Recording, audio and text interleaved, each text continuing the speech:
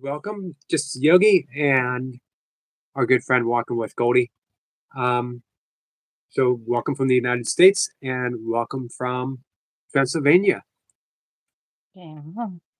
This is part three. Uh, so we'll eventually there'll be way in the future, part four. The age of what? The age of retired. The age of I I don't feel like it's the age to retire just yet. I'm still just working and still I'm working hard, you thinking know. maybe 20 years from now we'll get together. So We'll do part four. part four might be. I don't know. I would call it the age of being content. Oh, I like that. I like that. I'm happy. I'm happy where I am. I'm thankful for where I am. I'm thankful for how my daughter turned out, you know. Right.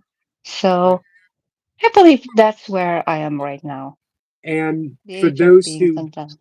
to those who don't know, this is the third installation, and we started out with what was the first Innocence. age of innocence. So then we went to Then we went to age of rebellion. age of rebellion, and now we are part three, and this is the age of motherhood. Yeah. I'm still a mother even now.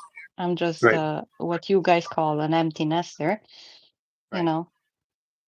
But Um, yeah, so before we get into uh, Goldie's journey, gonna do a prayer for a friend of ours who is needed a prayer, and she asked, and I said a prayer when she asked, and we're gonna say a prayer now. And we're gonna say a prayer this evening. Um, when a friend when a friend needs it, we gather. So this is for you, my friend.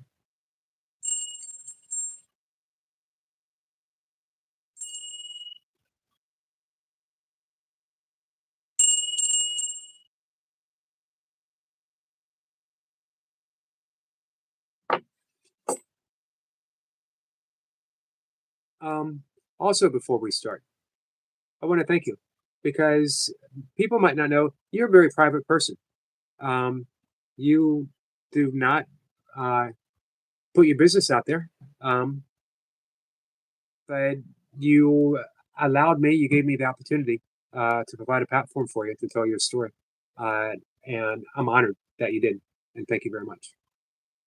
well, the whole idea is, as I said before, it's not of me bragging. Heaven knows I did my fair share of mistakes, and it's just about to tell people it might look grim, but it's not the end of the road. So please don't make it to be the end of the road, you know. And even when you think that there's no way out, there's no one there for you, there always is, you know, because I had one attempt of ending my line, and that would have been that I would never have my daughter and I would be missing out on a lot. I hope And everyone most of those are reviews. happy things. Right. I hope everyone reviews part one and part two. Um, Part two does come with a bit of a warning. It is Yeah. a harrowing place that you found yourself in. But fortunately, we are here to um, dive into part three. Whatever you want to go. We say hi real quick to all of our friends. Uh, Yes, Bud please. Files is here, Mustafa, Parajat, um, Med, and let's see, and Lee, our friend Lee. Hey, Sick Bug. Hi there, So lovely people. here we go. So I'll turn off the camera and I'll start. So we left at the part where my prayer changed. I don't know how many of you have seen it. I've not, but I was pregnant with my daughter and praying that God will take away the soul from me. And He showed me 2 nights in a row. what I was wishing for, and he changed my heart and he changed my prayer. But before my prayer changed, there was another stint early in my pregnancy when I was homeless again. And looking back, it's funny how this stint of me being homeless didn't stop me from keeping my job. I was still working and sometimes even working in two different places because I thought I could set money aside to provide for my daughter. Um, a lady who was working right across the street from one of my workplaces, she was like, "Oh, why don't you move in with me? Because I live in I just broke up with my very abusive boyfriend and I'm afraid of him. So I want to have some other grown up in the house." So I ended up moving with her, but with the knowledge that once I give birth to my baby, I cannot go back there. So when I said that I don't have anything to offer, it was true. I didn't have a shelter for my daughter. I didn't have anything. But as soon as my prayer changed, one of my one of my schoolmates from university, because that's why I came to this city, she just walks past my job. And I run out and I tell her, "Hey, I'm pregnant. You're Christian. And I want to know of private maternity homes." Um, for those who don't know, maternity homes offer short time shelter for single mothers. And these single mothers can come out of abusive relationships or just being single mothers. And depending on the case, they can be there for 6 months. They can be there until they finish their school or until they get married, if that's the process that's going to happen in a short period of time. But these are the three types that I've seen while I was in there as as a mom.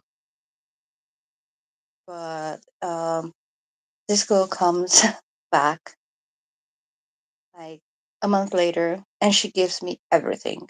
You need to go to the social assistant. You need to set up this meeting. You need to set up that meeting. So I start and doing all the paperwork needed, and go meet with the director and the founder of the maternity home, who oddly enough is a person from the States. And I end up, um, I go through the meeting and they say something, "See you in weekend," but they didn't tell me that they approved me moving into the house. So I thought, okay, I don't know what's going on. I don't know what's the process. So I was still living with this friend. And my daughter was born, and I contact them from the hospital. I'm like, okay, my daughter's here. So, and they came, visited, brought me what I needed, and said, okay, do you want us to go today because it is the weekend? Or do you want to come on Monday out of the hospital? And here our hospital system is way different than you guys. We don't pay hospital days and stuff like that. We do have our taxes, and part of our taxes go towards our health insurance. And now, only in the last like 5 years, we do have to co-pay. That means like let's say, if we need to stay in the hospital, at least for my dad, when he needed to stay for one night in the hospital, I paid like $2 per night, the equivalent in dollars. So it's nothing to what you have there. But the reason why I didn't want it to go, it was because there was a lady who was scheduled for C-section because her daughter was with her feet first, not with her head. And she delivered naturally and she was having a way harder time. So I wanted to help her out as much as I could. And I knew that she was going home on Monday too. So I said, if you don't mind, I'll stay till Monday. So Monday, when my daughter was 6 days old, I land into the House of Joy maternity home, and I meet up with three other moms whom they've been together for a while now. And I was this a little scared puppy with a smaller puppy in my arms as a separate island because I didn't know anyone and I was judging myself. Like, really, guys, I Hey, cannot emphasize enough. There's Goldie, no words that someone can tell me which I didn't tell myself. Goldie, could you offer people real quick? They might have forgotten how old you are, how old you were when this was happening. Okay. First of all, can you hear me right? Yes. Okay. Uh, yes, I was 24 when my daughter was born. She was born on the 15th of February, and I turned 25 a month later. Thanks. I just wanted to So, recap that. yes. And I needed to leave my daughter in the maternity home. Of course, she was taken care of, and go do her paperwork, her birth certificate, her everything. I'd never mentioned I hate doing paperwork. I really do. They send you from one office to the other, and in that state that I was, freshly given birth, and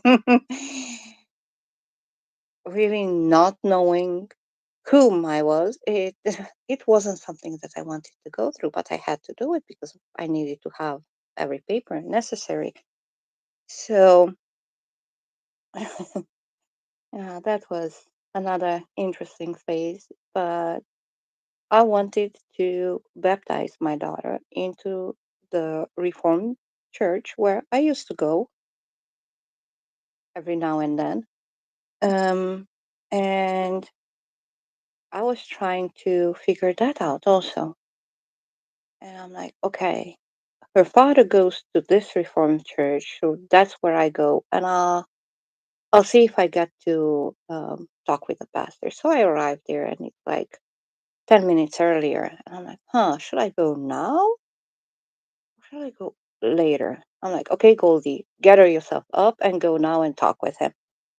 So I go to his office, which was in a building behind the church, and I say, hey, I wanna baptize my child, and uh, I want to do it by the 10th of April. And he's like, okay, I need the proof that you have confirmed. Confirmation happens at age 14 when you're first allowed to take part in what I call the Lord's Supper, the bread and the wine, which symbolizes Jesus' blood and Jesus' body and our forgiveness through that. And I was like, okay, so I need to call mom. I need to ask her to take the proof from my hometown and bring it or ship it here or somehow. but I want to have this in 2 weeks then, and I don't have time.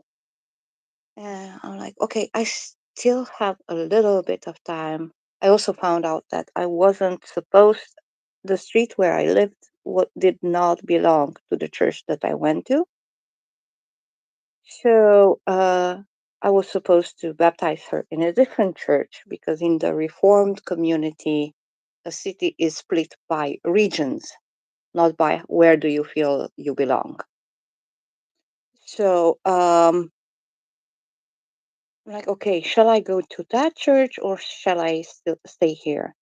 Like, well, let's see, there's 5 minutes until service starts. It's too late to start because then you will be late there. Just stay here for now. And I used to hide in churches. I would be way behind or behind a pole or something, but I was hiding. And the next person who enters the church is actually my hometown pastor's daughter who was here in university. And she sits down and she's like, hi, hi. Well, are you nannying for someone? I'm like, no, she's mine. And actually, I need a paper from your dad that I confirmed. And she's like, oh, but I just need to call him as soon as we finish church. And they're coming today. So I can give you the paper tomorrow. I'm like, awesome. So I went back to the maternity home and it just hit me that decisions that I made just like that to go into the pastor to talk with him, not to go, "Ah, yeah, let's go in, or to stay there or not stay there. Oh yeah, let's stay there. The decisions made on impulses and the way God came through them that I got everything I needed for my daughter to be baptized. And that was the first time I saw in real life God's hand working. And with that arm, I could look back and see all those times. Yes, the ambulance came at 5 p.m., but at least it came. And it wasn't an hour later when I was already dead. Yes, I was almost struck by a bus on the crosswalk, but I wasn't because it stopped on time. Yeah, it stopped close to my face, but it stopped on time. Uh, yes, I had a hard time with my dad, but my sister came in and held me by my hand, and we ran out together. Yes, he did threaten with everything that he's gonna do to me, but God protected me, and it didn't happen. So I was in this situation that I knew I could trust God, but I didn't know who I was. So I needed to find out whom I was because for me, I was all in my mind, I was all the worst things I could be. As I said, there's no bad words, no insults that you can think of, and I didn't tell them to myself in my mind in that period of time. So, and because I was judging myself, I felt like everybody else was judging me. Yet here I was in this maternity home for free. I wasn't paying anything. And we also had a professional cook come and cook us lunch, which is a two-course meal here in Romania. It's soup and seconds, and Monday through Friday. And we were the ones who asked for what we would wish for from time to time, and it was put or not on the menu. And I was there with other three moms, and they were complaining. And I was like, how on earth can you complain? You are here, you are held and loved, and you have food that you don't need to worry about. Yeah, you need to clean out one area per week of the house, but come on. If you would be alone, you would have to clean every area of your house. So, what are we talking about? Why? Why can't you just be thankful for what you have?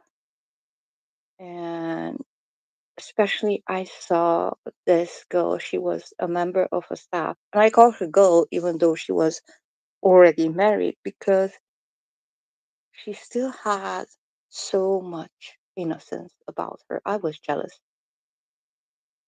But at the same time, you could see that everything she did it out of pleasure, out of love. And for her to come and sit down and talk with me, and for me to realize that it's not just something that she needs to cross off her to do list, it realized that somebody loves me even when I don't. And I wanted to have what she had. I wanted to have the faith that that she had, in which she could be at peace and she could show love to others even when the others were at their worst. So me being judging myself and feeling safe only in the maternity home, I was going to church, and I remember baptizing Isabella. Sorry, yeah, that's her name. Baptizing my daughter, and feeling like everybody was pointing at my back. Who's missing? Is the godfather missing, or is the father of the baby missing? Who's not here? And I didn't want to go to church to be judged. So next Sunday, I tell next Sunday? No, it was a while that I still attended church, hoping that if I'm not in the front, then I will not feel judged. And yet I kept feeling the same thing, not because of the fact that the church was bad, not because the fact that the pastor was bad, it was because I was judging myself. And I thought that everybody else did. So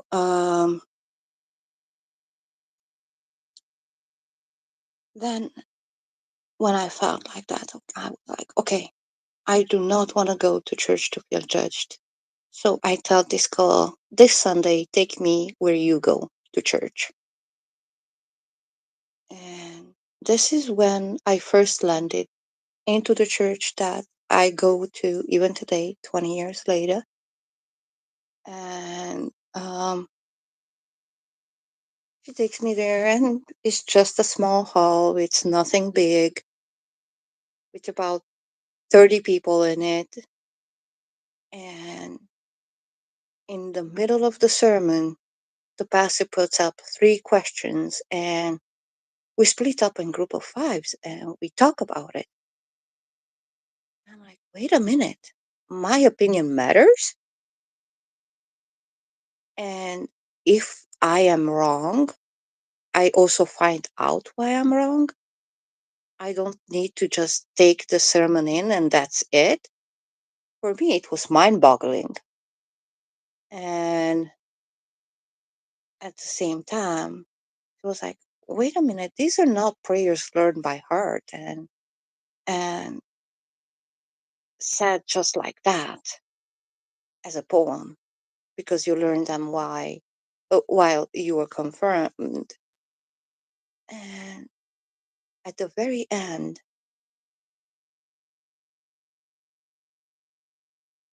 each other, and my pastor came and sat down next to us. And for me, it was strange. Like, come on, I'm a nobody. Why on earth would you come and sit down next to me and talk with me when clearly you have other people that you know and you might want to talk with? And that was my first introduction to my church, the church that I still attend 20 years later. And I went through other different churches too, but in one I was in a separate room for mother and baby, and I saw the dads there too, and I was jealous. Okay, I was envious of those mom who had their dads, their children dads, just to look after the child so they can sit and take in the sermon. I'm like, okay, I don't go to church to feel jealous. I'm not going for that. And then I went to another place where another church next Sunday, which was in an attic and they didn't have AC and it was the middle of the summer. And I was like, okay, this is uncomfy. And again, I don't go to church to feel uncomfortable. So I tell this girl that I decided to attend this church and I'll be starting to attend. But I got chickenpox. So for a month, I stood at home in isolation with my daughter because I was with chickenpox. And after I got out of isolation, I started attending regularly my church.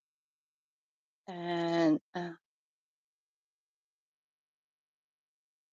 I was received into a family, literally, in my church. And all the love which was given to me, I could never pay it back. But also, I had the same love in the maternity home from the staff members. So, yeah, it was yet another way that I believe that God was carrying me on his palm in that period of time when I was lost. I didn't know what I was doing.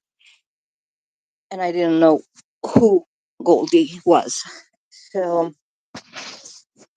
I got out of the maternity on September 1st, but I still was invited to go until the end of the year to Saturday and Sunday lunch.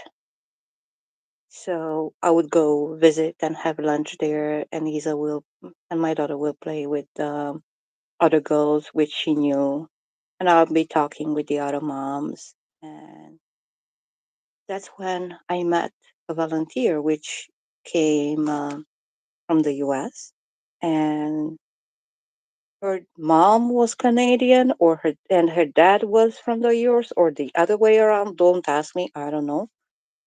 And she was heading back for the holidays to be in the States, and she knew that I want to go through missionary school. And she's like, "May I fundraise for you?" I'm like, "Yeah, you can. I don't mind because it's very expensive." And she goes back, and I spend the holidays with my church and, of course, outside. Uh, my daughter's very first Christmas, that was when I understood how Mary felt because I was in not quite in a rent. because I was living in the same apartment with the owners of the apartment. It was a widower and his daughter, and then another room was mine and Isabel and my daughters. And he told me that I am not allowed to go home for Christmas. I need to sleep somewhere else. Like, dang, where could I sleep on Christmas Eve? How is that even possible? And I I didn't know what to do. I was, of course, still invited for lunch at the maternity home, and I said what's going on, but they couldn't allow me to sleep there because, first of all their bed was full, and then second, they didn't want to establish a precedent. But we went caroling to the cook that came to cook our meals. And oddly enough, she was born same day as my daughter, 15th of February. And I saw her, and she's like, you even worry about it. You sleep here in my house, in the same room with my adopted daughter.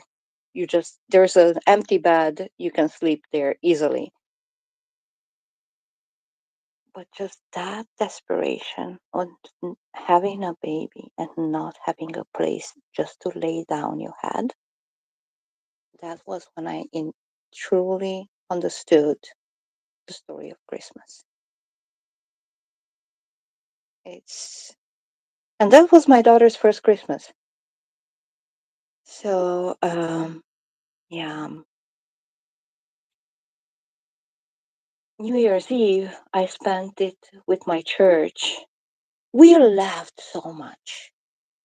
We would laughed so hard. It was all jokes and games. And um, one of the ladies, she printed out Bible references on small pieces of paper, and we had to. She put them in a small wicker basket, and we took out one Bible verse each. And I'll never forget. I looked up the reference, and it was trust your plans to God and He will come through it for you. And of course, I'm paraphrasing. And like 2 days later, I find out from this lady that she raised up in her church all of the money I needed for the missionary school. So I applied for missionary school, which started sometime in July. And at the meantime, on the 11th of June, oddly enough, on my dad's birthday, if he knew, he would have cursed his own birthday. Um, I got water baptized, and I went into learning how to be a missionary. And this is why I am not okay with Bible bashing. Please don't do it. You just trying to force people to see deity the way you do is just pushing people away. It's not your job to convince. You can show your faith, you can show love. It's God's job to convince. It's not yours. It's not a badge of honors. I brought so many people to God because as soon as you said I, you lost. So we went through missionary school, and our outreach. My daughter was 20 months old when we went to outreach. My outreach was in Antakya, Hatay province, which everyone who lives now in Turkey knows that due to the earthquake, that city is basically non existent right now. But one thing which I find so beautiful in the way God plans things is that one person from my church went already 2 years in a row to help rebuild that city, exactly that city in which I was as a missionary back in 2007. It's just beautiful how God works. So went there, and I knew I needed to be there, and I was like, God, I know you brought me here with a purpose. Please do not allow me to pass by it. Please don't allow me to pass by it without fulfilling the reason why you got me here. And our last day, and it was also our last day off, one of my teammates, she's like, okay, the International Christian Church goes to pray for different families. Would you like to come? And I came up with excuses. I'm like, oh, if it's not raining, or if my daughter wakes up in time. It was only excuses. And she was, are you coming? Are you coming? Are you coming? Are you coming? And it was drizzling, but it was okay. And my daughter woke up, so we got ready and we went. And the first place we went to was this family who had 3 children. One of the girls was already married, if not both. My recollection is not the best. But the kid was 8 years old, the youngest. And he was the only boy. And he had the brittle bone disease. I don't know if you're familiar with it. Basically, his bones would shatter at the smallest tripping, or it's. But his mom would tell us that he had faith that he will be healed, and that he made them take him to temples, take sacrifices if he needed to. And if I remember right, their branch of Muslim was called Alevi, but don't quote me on it. And we prayed for him, and I felt like I just needed to worship, so I started singing. And as we were taking our shoes off in order to go, he looks at me and says something in Turkish.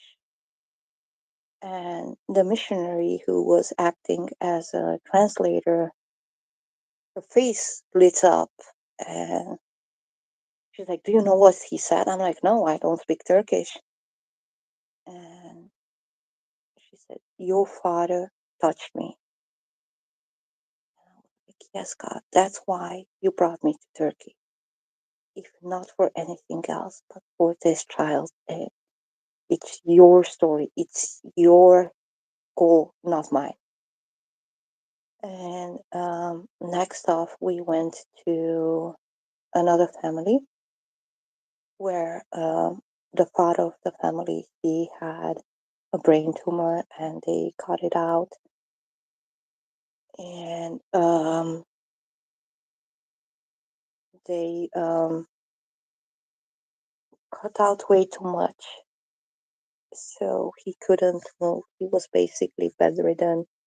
The only thing that he can do was move his right hand, but only from the elbow down, like elbow, forearm, and hand, and just to turn his head from one side to the other. That's all the movement he could do. And before we were even allowed to go in, it was like 5 minutes and a buzzer. The entire family came. And when we were allowed to go to his bedroom, before we were allowed to go to his bedroom, this missionary lady told us, that we as ladies, we are not allowed to approach the bed nearer than 1 meter so they can see that we are not touching the old man. But we had a guy, the sick man, but we had a guy with us who was allowed to go closer. But it would have been disrespectful for us to go closer than that. And before we were allowed to go in, the entire family was literally lining the wall so they can see, so we don't do anything inappropriate, I guess. I don't know. So we prayed, and the guy which was with us, who was a missionary from the US, he bowed down and kissed the sick man on his cheek, which culturally it's okay in Turkey. And this man turned his face, and there was so much peace on his face. And what I felt in my spirit was that man just met God. Even though he couldn't talk, even though he couldn't move, he was in peace. And that was my mission trip to Slovakia, Turkey. And we came back, and I stayed as a missionary in Youth with a Mission here in my city. And I was working with the same maternity home in which I was as a mom, but they already sold the building. And what we were doing, we were helping moms in tough situations with food, with paying their bills, with diapers, with stuff like that. But throughout all this time, whenever my daughter had her last diaper, next thing I was in my room, there was a whole box of diapers in my bed, new ones, unopened. I, I was taken care of in a way that I could not describe. Every time when I was low, I had the right people around me. Just extend a hand. Okay, come on. You can do this. Come on up. And that's why when people tell me that my daughter turned out well, I say it takes a village. And I truly, truly believe that because every single time I had everyone I needed around me. And I worked with the youth with a mission for about 3 years. And then, but at the end of this stint, I met someone who came to Romania from the US and we started a relationship. And he was pretty open with his past, but he didn't tell me the consequences of his past. And I reached out to the US, and especially to the area in which he was. And I realized that if I would go through and marry him and move with him to the States, then my child will be taken away from me. So I decided to end the relationship because, first and foremost, I'm a mom. By then, first and foremost, my identity was formed as a mom, and my daughter takes advantage, takes precedent. So after I ended the relationship, um, I had to look for a different job and I had to look for a different house, different housing. And for me, it seemed like every single boat was sunk. I had a flotilla of boats previously, and then suddenly I had nothing. But I knew I could go back on my word, and I knew he would take me back. But I was like, no, you're not gonna do that. your daughter takes precedence. That's the most important. So you're not. And yeah, again, was it easy? No. Was it? But we are here. So we moved out. I started working as a nanny, as or cleaning lady, depends on what the needs were. Because for me, again, my priority was my daughter. If she was sick, I needed to be able to call in and tell them my daughter's sick, I cannot come. But if she was in vacation from school, I needed to be able to take her with me. So that's how it went for 14 years. For 14 years, I raised my daughter this way. But back when she was 8, I brought my mom because my mom went through 3 different perforated stomach ulcer surgeries, out of which the middle surgery was double perforated. And every time I would nurse her back to health, like help her with the first time of her recovery and then send her back home to my dad. And the last time that I did, like in, I believe, less than a month, he beat her up. Why isn't she taking on a second job so they can have everything they have while he was not working? So I was like, okay, that's not life. Um, so I told him, next time you bring her to me in order to nurse her back to health, you need to know that you'd bring her to me for good. I'm not gonna take her back. And he didn't clock that. He didn't realize that I was truly meaning what I was saying. And it took a couple of years, and by the time my daughter turned 8, he brought her up. And I told him, you need to know that I'm not sending her back to you anymore. He's like, yeah, yeah, yeah, sure, sure, sure. Um, 6 months later, he tried to come and take her home, and I told him no.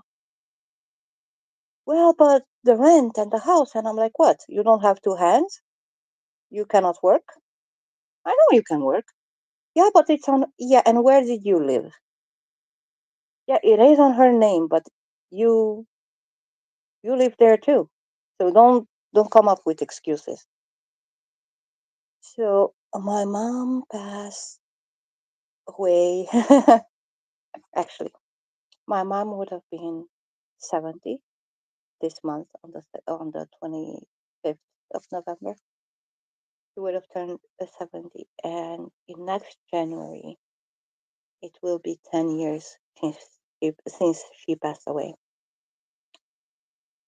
But I brought her.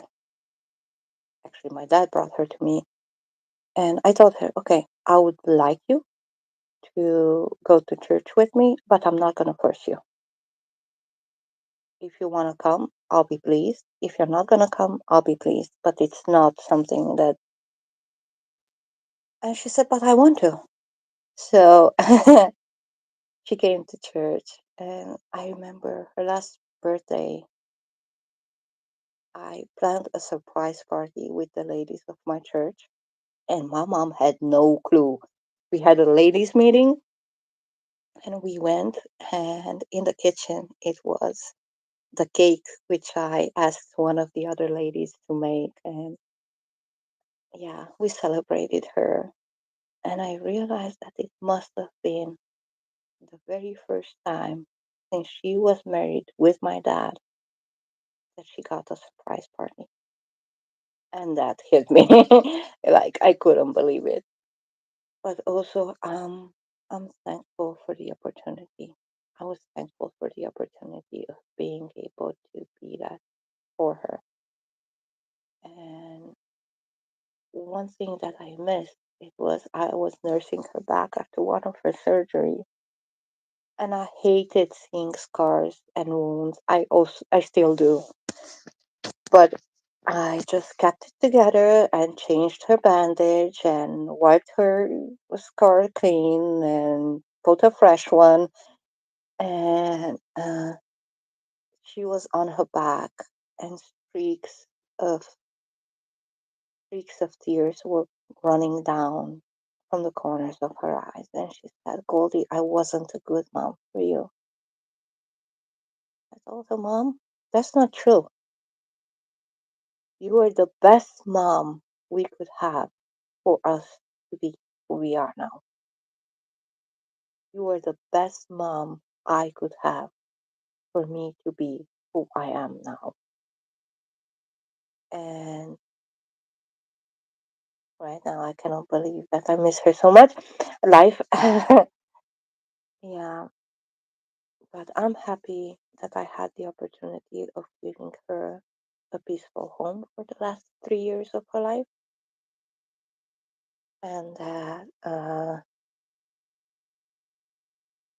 in the meantime she did make a decision for God, and I knew that she was going well, and I didn't have to worry about her eternity.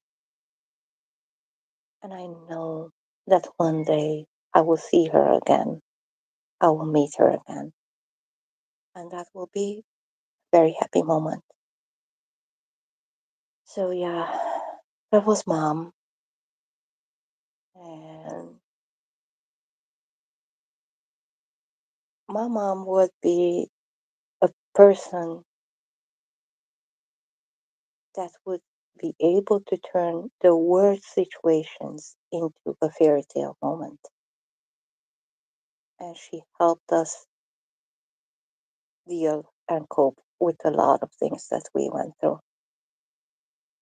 Oh, yeah. Did she have negatives? Obviously. All of us do. So, my mom passes away. I'm still a nanny to this child whom I took over when he was 3 months old. And his family, they are both um, psychology. First of all, she is a teacher, and he is the a psychologist allocated to the courthouse here in my city. And also, he teaches penal psychology, like the way that people think, certain people think. And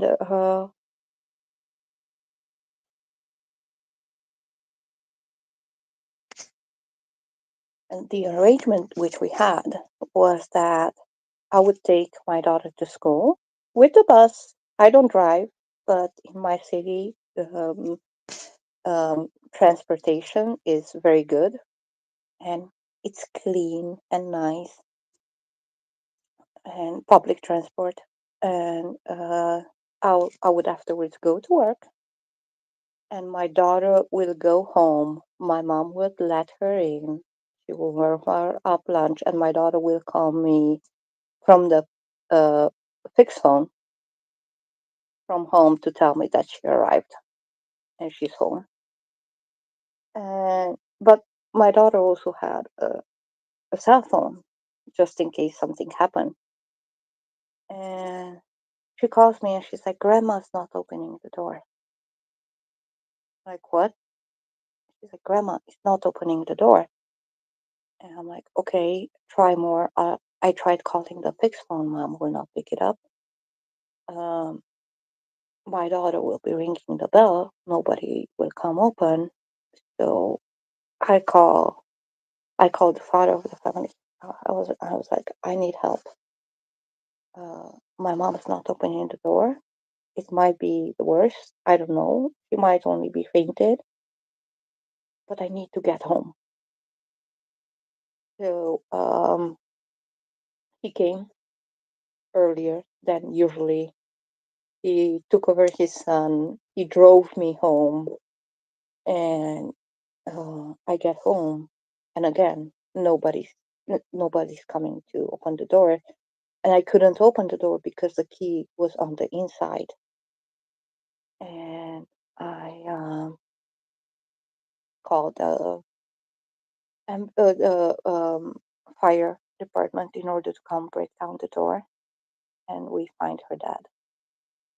So my daughter didn't see her in that state, only I did. And I talked with the best friend of my daughter's best friend's mom, and I'm like, okay, here it goes. My mom is dead. My daughter is. I don't want. I don't want my daughter to see her grandma this way. I still need to deal with a lot. Can I send her to you? So she's like, yeah, sure. So I put her on a cab and I sent her to her best friend's house, and they went to the movies. Like my daughter's memory of her grandma dying, she went to the movies. But yeah, and then I had to let my siblings know that our mom is dead. And now my tears are falling, but back then I was like cold as stone. Like I would be like, yeah, she's dead. And they're like, no, no, no, please tell me. Yeah, it is. So I cannot help it. Do you think that I want her to be dead? No, but I cannot resurrect her, so she is. So and I had to stay there. I had to make sure that that they took her to the morgue.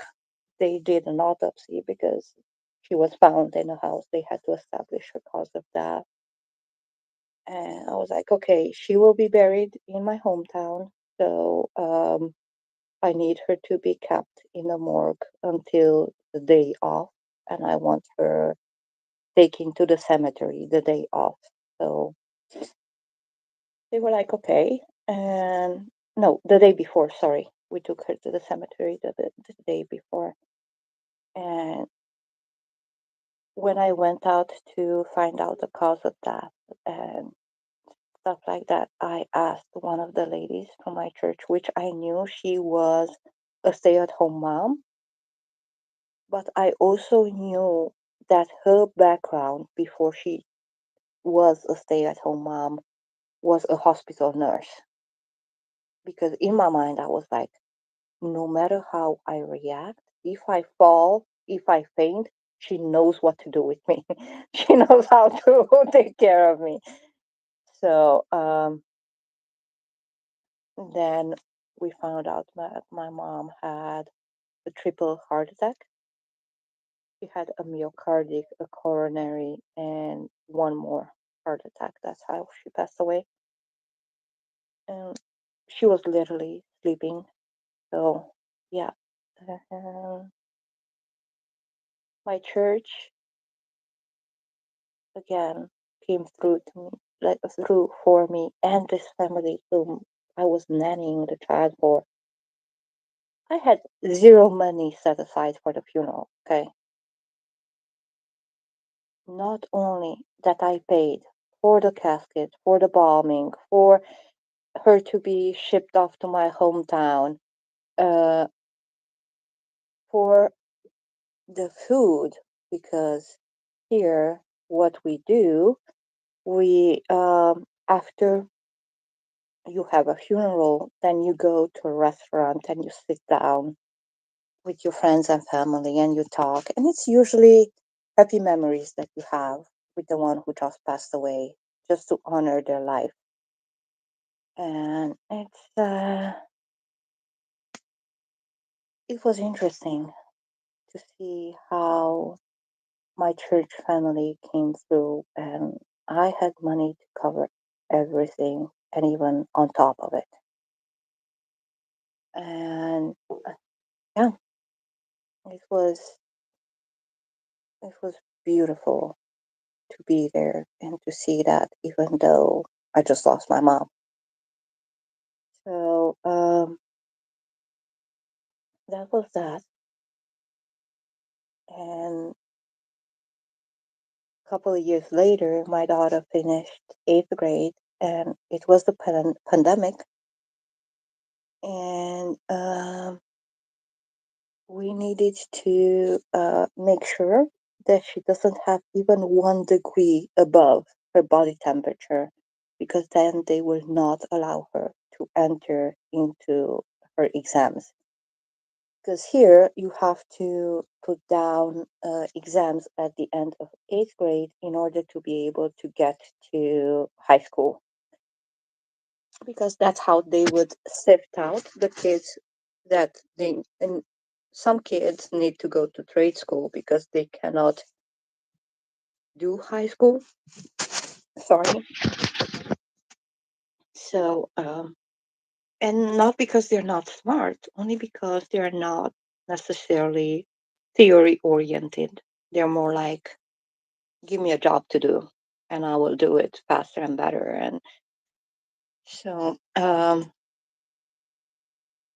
I was already involved with 40 Days for Life. 40 Days for Life was is a Christian organization. I believe it's based in Canada. That's where it started. And it's basically 40 days of chain fast and prayer, and also a silent demonstration in front of abortion clinics in order to pray for the end of abortions. And yes, I don't judge anybody, but uh, I do believe that it is sad that we as human race decide that it's okay to kill off our own offspring life, or not. So, and in that, I was representing my church in the organizing council of 40 Days for Life. And COVID hit, and we were like, okay, we have the permission from the mayor's office to still be out in front of the clinic. So, do we go? Because we expose ourselves. And I'm like, okay, guys, come on, wake up. Didn't God know that COVID will come? Oh, yeah, yeah, he did. Okay, then if we put it realistically, because we are talking among all Christian people here, right? Right. Is there anything that can surprise God? No. All right. Then if we know that, are we afraid for our lives? Like, I can die in the next 5 minutes just by crossing by a street and a drunk driver just speeding. So if it's my time to go, it will be my time to go. But as long as it's legal for us to be out there, we should keep doing it. So we did until we got word from the mayor's office that we're gonna go in lockdown and that it's not advised for us to do it anymore. So we stopped.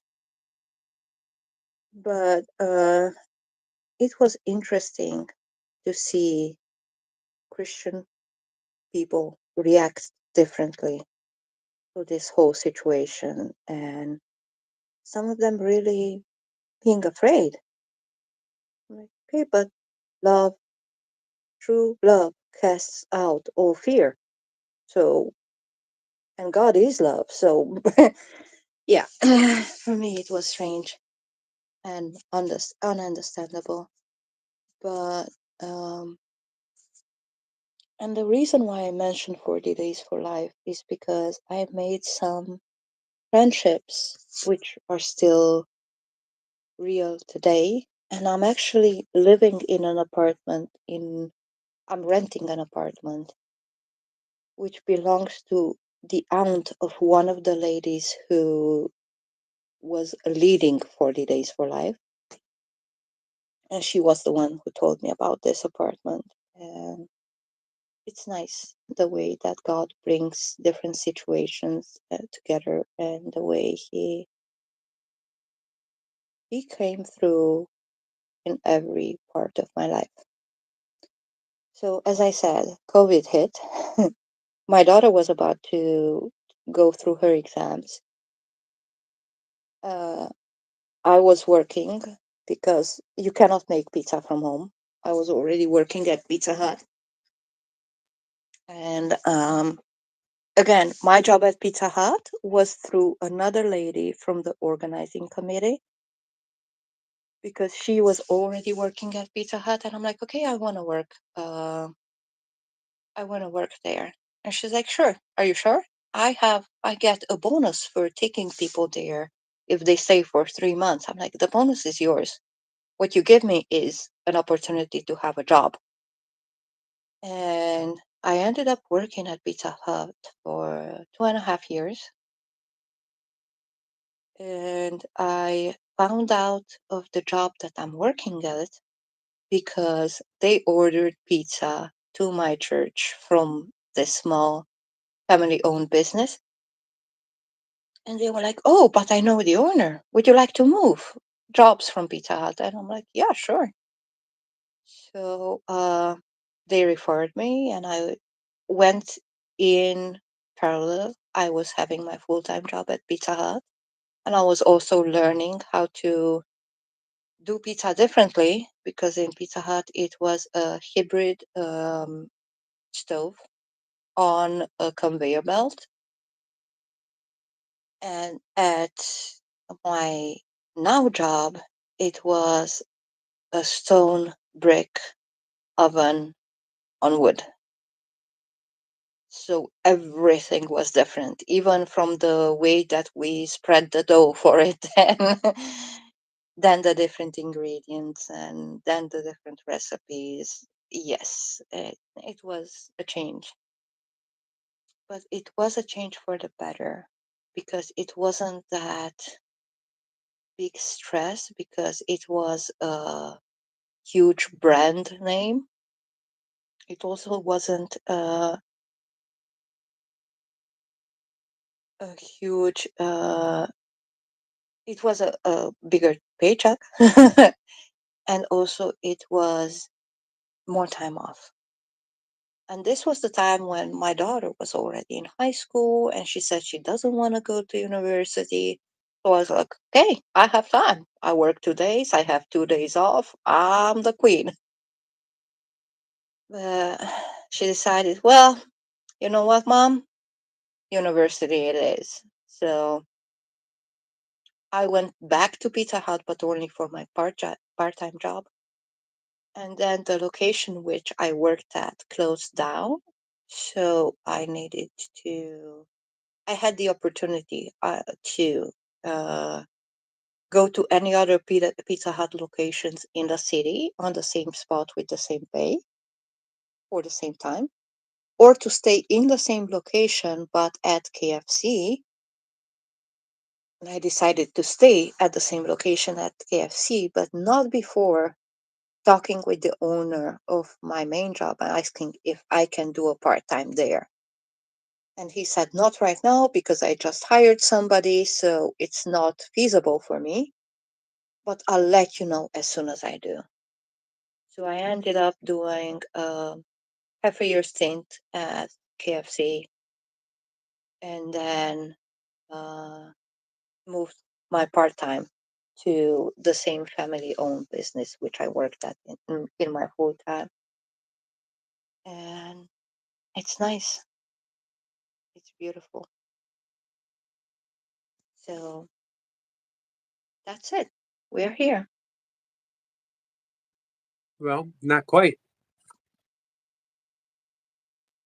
We have What? the great news of that you shared with us a couple months ago. University. Yeah. She's in university. She entered in to every single university on the non-payable slot. Basically, here the school system is the following: the very best students, they can enter in universities that you do not need to pay tuition for. And they also can live on campus, which is a doable rent. It's not a high rent. But in if they're not the top, then they have to pay tuition. And we all know that tuition is not cheap. Okay. So not only she made it to university, but because she's coming with a single parent household, she had extra money given to her. It's around the equivalent of $200 monthly, and uh, she doesn't need to pay for housing. She's living on campus, but for her it's free. So all her tuition goes towards everything she needs, like books, paper, uh, pencils, because she is studying architecture. So yeah, proud of her. I'm a proud mama. There are two things I'm not humble about is my daughter and my cooking. The others. Yeah. For these questions. Kat had a question about how could they take your child? Uh, Kat, could you ask that again? When you were talking about your child being taken. Okay. The whole idea, as I said, he was transparent with his past, but he wasn't transparent with what are the consequences of his past. He was jailed for being a pedophile in the States. If I would have married him and moved to the state would automatically take my child away from me because it would be child endangerment. And why did they tell her that she could not come back on Christmas night? What? Why did they tell you that you could not come back on Christmas night? Um, it was because he was dealing with cancer and he was celebrating with his family. And he didn't want strangers in the house. He wanted only his family. And he died that upcoming summer.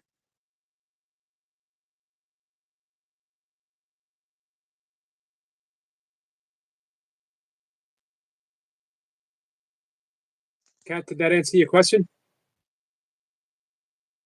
Skit says, Love you, Goldie. You're super inspirational talking about this on live. Thank you for your sharing. You're very welcome. I'm sorry, I'll turn off the camera because I don't know why I cannot hear you properly. So I'm literally holding my phone next to my ear because I don't know why my headphones decided not to connect properly. Joshua wants to So know if were you on the news about that? about what? Um, I guess about with your uh, what we were just talking about with the. I mean, I don't think how the news from Transylvania would make it here, but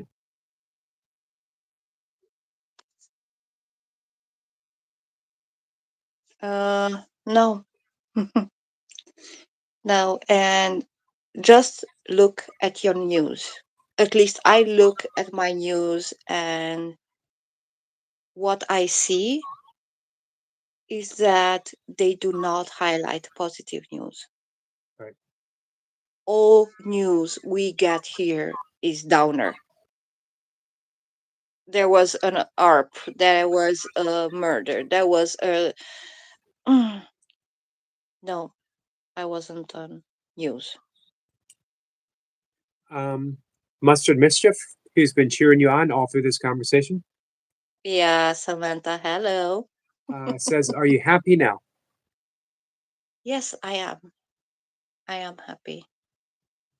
And another thing which I didn't say is last year I had a cancer scare. And again, I had the proper people to guide me through it and to help me guide me towards the right offices and how should I go about it and everything. So uh, it turned out it's not cancer; it's just solidified milk, which I have on one side.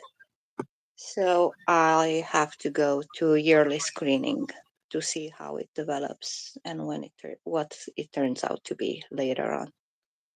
But yeah, I love you too, Sam. Just so you guys know, Sam is an awesome lady from the UK who has 6 children, and she's 10 years older than I am. But yeah, So backstage, I'll give away a secret. Backstage, Goldie and I were talking about part four. What would you say? 10 years from now? 15 years from now? I don't know, given the fact that the age of motherhood rushed through 20 years. So I don't know. I'm just taking it in as it comes.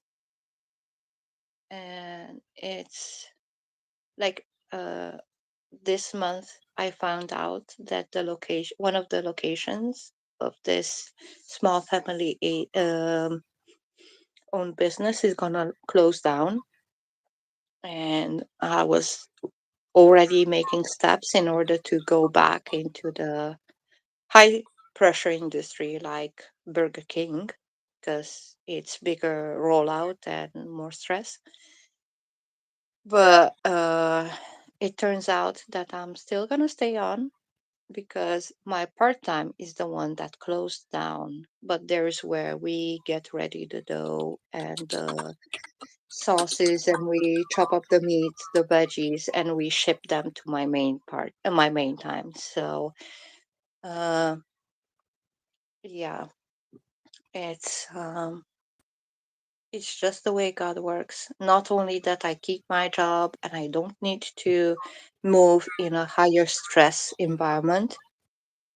I also get, at least in my part time job, to be in the kitchen and not talk to other people except to the owners. And it also comes with a pay increase. So Nice. I'm spoiled. I'm literally spoiled. Kat says, yes, love you, Goldie. Thank you for being such a wonderful testimony for God's love. Well, it was his work in my life. So who am I to hide it? And he did work, and he still works in my life and in my daughter's life. So, yeah. I have a question for you. How is your, well, before I ask you this question, uh, Mustard had said that Goldie has been there for me through thick and thin. She has never judged me, and we usually end up laughing. Yeah, we do. Out of the craziest and clumsiest things each of us does. Um, I can attest for the fact uh, that you've always been there for me as well, and I appreciate that, Goldie. Now, that's a lie. It's not a lie. You know When have, why that's a lie? when have you not been there for me? Because you don't reach out. But that doesn't mean you're not there for me.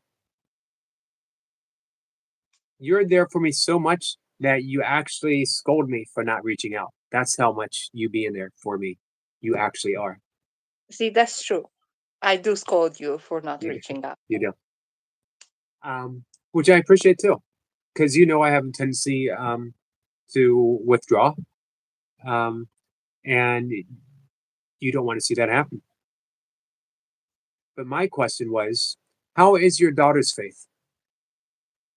My daughter first prayed and invited Jesus in her heart when she was like 6, 7 years old. Not, no, not even so. we were still working. I was still working with YWAM. So she would have been 4. And then she again prayed and invited Jesus in her life when she was 13. And that was actually a conference which happened here in my city. And it was Billy Graham's grandson who came and talked.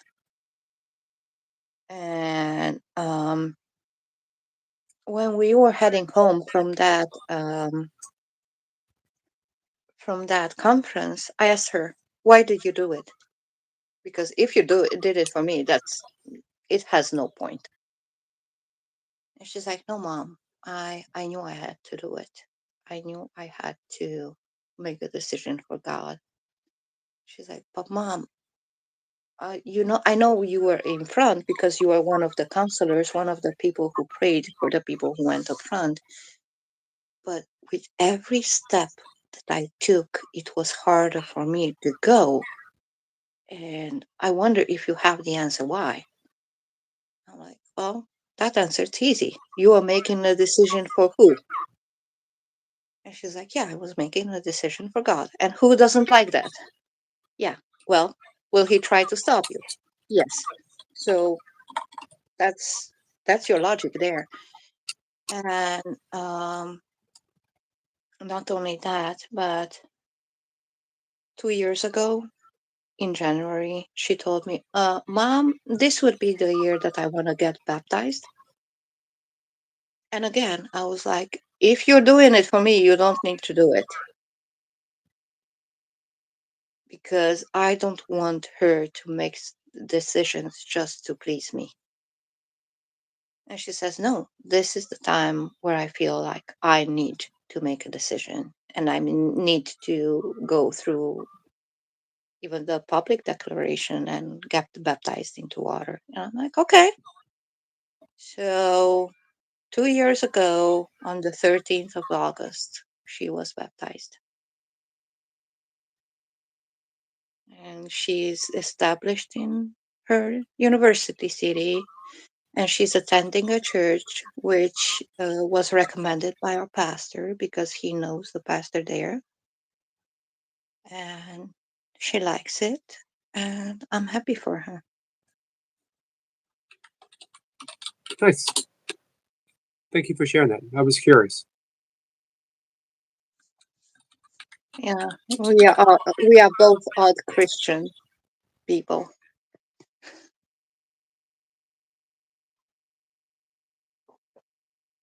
Any other questions for our friend Goldie?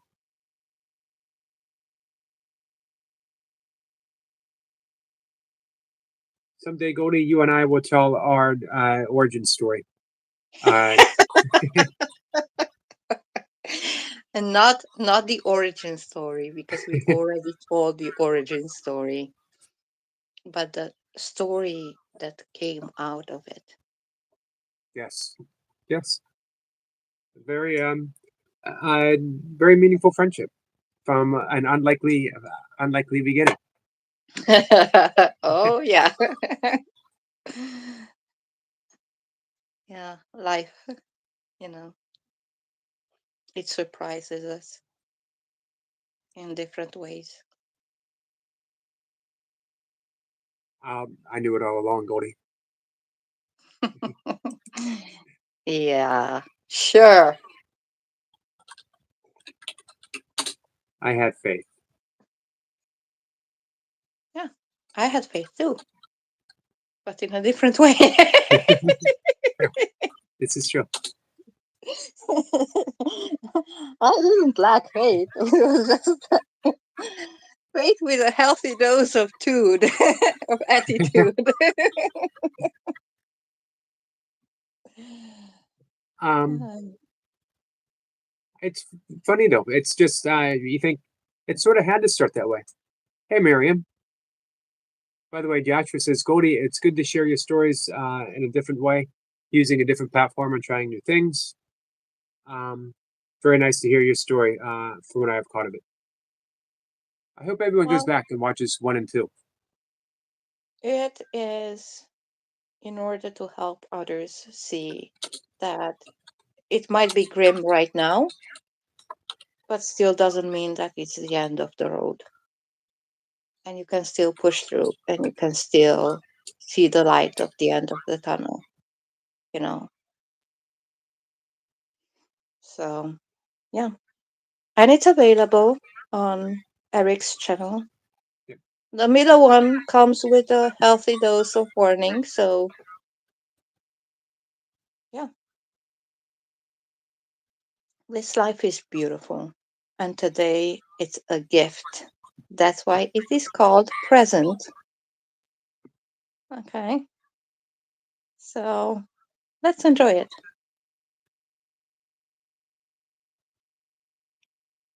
Um, let's see. Any questions? We got some love from Mustard Mischief. Yeah. All right. You've answered this question before. Goldie did. I'm almost tempted to answer for you. Do you like? This is from Skits. Do you like pineapple on pizza? Now, what do you think that my answer would be? You don't like pizza. Yeah, but also if I have to make eat pizza, then I don't put a pineapple on a pizza. Oddly enough, when I make it for my daughter, she wants pineapple on it, and I make it with pineapple for her. I was surprised the other day seeing the pizza. Yeah, I was hungry and I was skimmed. We have one pizza free per shift, so I was like, well, I cannot turn up my nose to it, so I might as well eat it.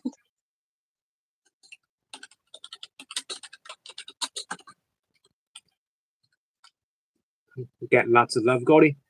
Um, Yeah, I see that. we also got a an absolutely no to pineapple on pizza from Skits. Ah. He held nothing back on his stance.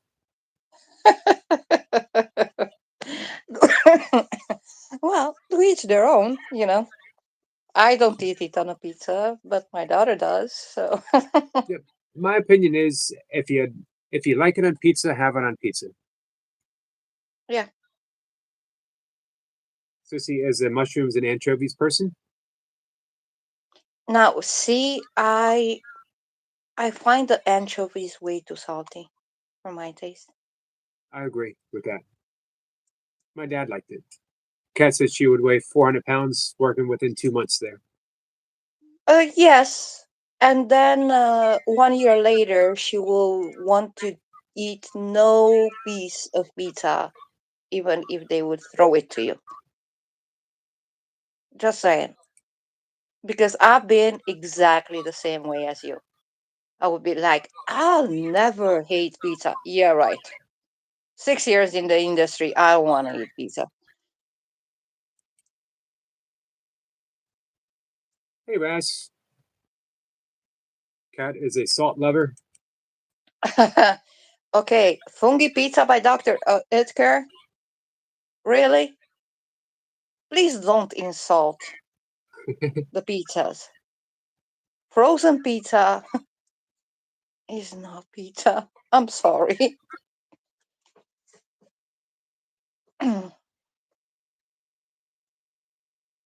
Joshua, when he was younger, stayed away from anchovies because he thought it was spelled ant, A-N-T, anchovies.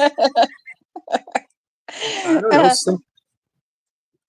Some people might think ants are a better option than little mini fishes, right? Yeah, I used to stay away for everything if I knew that it had onions in it. If I knew, okay. If I didn't know, I would eat it because I was like, but onions, they have a zing to it. I don't like it, but of course, once they're cooked, they don't have it anymore. Sorry, you know. But yeah, but oddly enough, I would eat a traditional Hungarian soup, which is made out of a plant. that again has the a different kind of zing to it if you touch it, not if you eat it raw. If you touch it, and yeah, I don't know its name in English. Sorry, but yeah, This he we have. says with high moisture mozzarella, which is bland, and the equivalent of bland of the mushrooms. The salt is the only flavor besides the also bland tomato sauce. Remember the fresh basil. That doesn't sound good at all. Well, we do add fresh basil to our tomato sauce because we do have hot houses which bring us fresh basil, and we turn it into a paste that we add to the tomato sauce that goes on the pizza. So yeah, and I'm sorry, but pizza that is frozen, it's no, you know. Um, all right, here's my last pizza question for you. I think I've asked you this before. Have you ever made vegan pizza for someone? Yes, several times. Um, we have the vegetarian options. So we have the fungi or we have the vegetarian pizza, but we do not have the vegan cheese. So what I would do the pizza without adding the milk products, Okay. and I would make sure that my cutting knife is clean without cheese, and I would serve it, cut it up and serve it. So yeah, Have you ever tried vegan and cheese before? I tried tofu, not a fan, but that's Now me. that now they're making vegan cheese out of nut-based material. It's actually really good. Some cases it's almost a little hard to tell. They haven't quite perfected it for pizza yet, but it is pretty good. It's been a while since I've had a vegan pizza, but it gets better each time. No, here in Romania, it's a strong Orthodox country, and they have fasting period right before Easter and right before Christmas. There's a period of several weeks when they're fasting, and their way of fasting is not like me that I won't eat. It's like they will not use any animal product.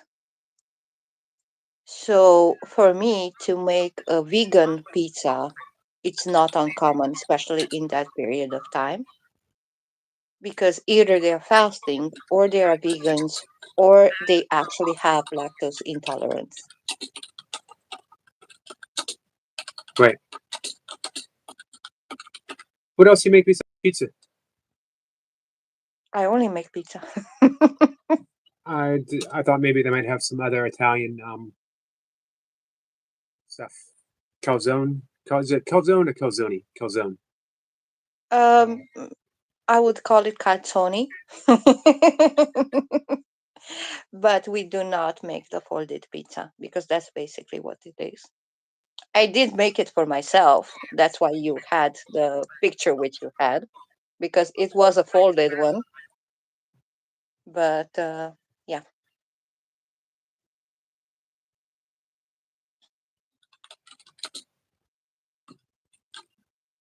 Friend Raz, our new friend Raz, says he made his this invention called the Veganator. It sounds good. Cat would interesting. put Cat would put anchovies on her vegan pizza, which she's a strange kind of vegan. It sounds like Well, that's her. To each their own. it is her. It is definitely her. And she's beautiful just the way she is. Right, Eric? I agree. I I agree. I agree. I was waiting. Gordy's trying to keep me from getting in trouble What? Getting in trouble. with Cat. Why would we get in trouble with Cat? Me, I don't ever. Cat can vouch for that. I never get in trouble with Cat. because she's a firm practitioner of the Course of Miracles, which is based upon forgiveness.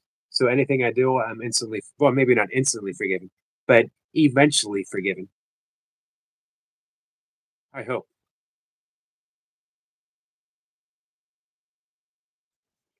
Uh, Skids, you're killing me. Uh, One of the funny pizza stories, okay?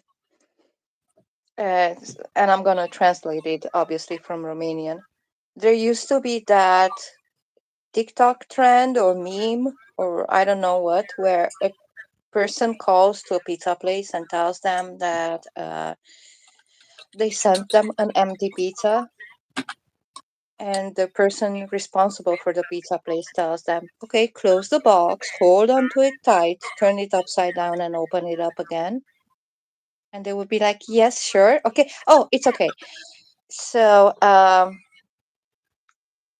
we, like 2 years ago, we get a call from a lady, and we answer with our location also. And she's like, yeah, I want to order pizza, but I don't want to send my kid with the phone in order to pay for it. Can I wire the money through an app? And my coworker, because he was the one who picked up the phone, he's like, yeah, sure, but please do not send it on the business phone because that app is not installed. I'm going to send you a different phone number where you can wire the money. And she sends it on the business phone. My coworker calls her back. I'm sorry. Hello, I bother you from this location. You sent it on the business phone. As I said, we do not have that certain app on the business phone. So please, can you send it to this number? And she does. We make her order, and she calls about 45 minutes later that her son went for the pizza and nobody gave him pizza. But nobody came to our location. And we're like, you realize you called to, and we say again our location. And she's like, I didn't call to the other location. No. And my coworker told me that she can cancel the transaction because he didn't accepted it. It was his own personal phone. And I tell her, well, my coworker was waiting for your son to come and he didn't accept the transaction, so you can cancel it yourself on your end. And she's like, okay, but will your coworkers in the other location be able to use the same method? And I said, I cannot speak for my coworkers from the other locations, so please talk with them about it. Okay, again, about 45 minutes later, same phone number calls again. And this time it's a kid's voice. And he's like, I'm sorry, but you gave me an empty pizza. My coworker was laughing so hard. And I remembered because he was the one who told me about the whole trend or meme or what was it. And I'm like, okay, close the box, hold on tight to it, turn it upside down, and open it up again. And he does. And he's like, oh, yeah, yeah, yeah, it's okay. So I'm like, have a nice day, enjoy your pizza. And I hang up the phone and I'm like mother, like son, literally. hmm. Like, we call several times and we say our location, and you still send your son to the other location in order to pick up the pizza. And then your son calls us because the pizza's empty. It has no topping on it. Like it goes down in our pizza legends, you know. Or I have another client in our location in my main job. I literally told her because she gave me a bag in order to slide the pizza box into the bag, and I'm like, yes, it needs to be taken. It needs to be transported on the horizontal. And she goes, and I was literally curious, and because I wasn't busy, I just got out of our place and I looked after her. And as soon as she thought that nobody was looking, she put it on vertical. And I'm like, well, that's how I registered her in the business phone. Pizza on vertical, so I know whom I have to deal with. Yeah, it's just Well, people. yep, people. All of my people these days are um, basically here. Hmm.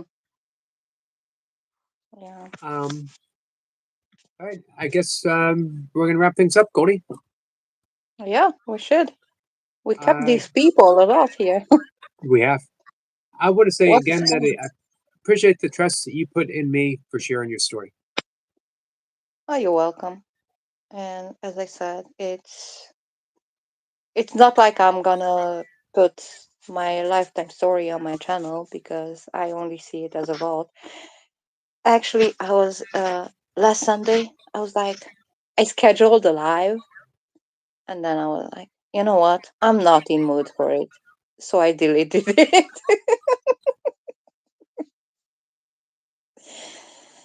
Maybe a little because bit. it's just, So you so know see me what? laugh. You know what annoys me? The fact that I cannot see our chosen names and I had to see all this, Right. I'm like, really? YouTube, you should do better. I agree. Makes it harder.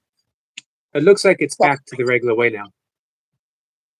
uh, no, it's not. If it No. would be to the regular name, then my birthday brother wouldn't have his numbers next to his Oh, name. oh, got you. Just saying. Um, so we have Better Self Daily. This is a friend Praveen says, thanks, ma'am, for sharing your story with us. You're welcome. Kat says, thank you. Um, and let's see. Sniper sends love. Goldie. You're very welcome. Um, Skit, I see you many times. You feel like you're down. Please do not let it get to you. Please just remember that other people walked that road and just take one more step at a time. You might not see the end yet, you might not see the sunlight yet, but when you're down, just take another step.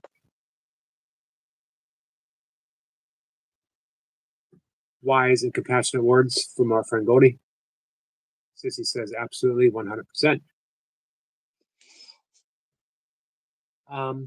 All right, guys, I'll be live again at 5:25. It's just going to be a regular live stream. Uh, we'll hang out for an hour or so. We'll have fun. Didn't do any singing this week. If anyone wants to come up and sing for 5 minutes, come on up and sing. Um, and next week we have Monday Miracles with Miss Flipper. Uh, Tom Wakechild is coming back up to share some of his views on A Course in Miracles. We have the Esoteric Lounge with Sports Night on Wednesday. And I think that's it so far for the week, but we'll see. Um, so, again, thank you guys for hanging out with me. Goldie, thank you again. You're very welcome. And anything you ever feel like sharing, we can do a part 3.5. No. No, Um, no, no. but just know you always have a platform whenever you want. You always have to take gold in a good, healthy dose. I agree. Like, come on, 18 years first, and then another, let's see, another six after, which were intense, and now 20 years. Come on, good, healthy dose. Okay, so we'll give it 5, 6 years. One That's thing which I talked with my daughter was to get this year's vintage wine and to open it up when she finishes university. Oh, I like that. Just to, you know,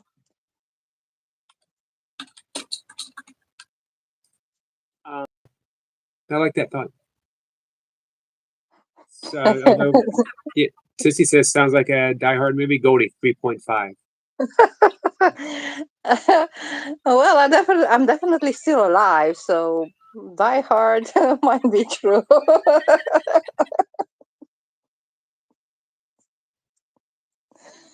No, I'm just joking. So, thank you for the opportunity Always. for telling my story and living it out for people so they can just not lose hope. Testimony of faith. Yeah, it is. It is. Okay. And yes, yesterday, no, the day before yesterday, I even played the plumber. Sam, Mustard Mischief knows because she watched me do it as I changed the battery on my shower. Well, So pizza and plumbing. You get it all from Goldie. a single mom has to wear many hats. So And just right at the end here, make up time. our friend Jacob pops in, showing some Jacob love. Hi, brother Jacob. Okay, All right, so guys, I time to love you go. all. Goldie, thank you, my friend. Bye. Bye. Bye, guys.